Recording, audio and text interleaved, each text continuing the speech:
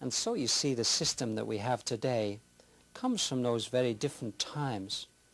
But though the society and the culture has changed, basically the children's needs and the teaching methods are basically the same.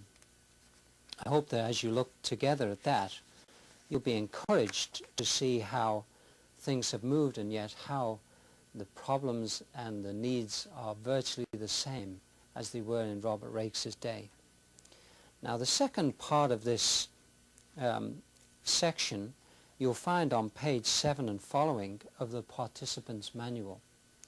We're going to look together at the various teaching methods used by Jesus, and maybe you will have this particular page as an overhead, and this lists the several different points that we want to dwell on. You see, Jesus himself was quite an innovator in the way that he taught the people that came to him. Here are 7 different ways that are used, and I'd like to briefly just pick up some ideas from each of them. You have much more detail in your notes. First of all, he spent much of his teaching in parables. Jesus took stories and he gave these earthly stories a spiritual message. He looked out and he saw the sower sowing his seed in the field, and he applied that to how the Christian message is sown in a person's heart and life. We can use the same kind of method in our teaching. We can tell the Bible stories, of course, but we can also use things like using a story that we've heard to teach and to give a Christian message. So that's the first one.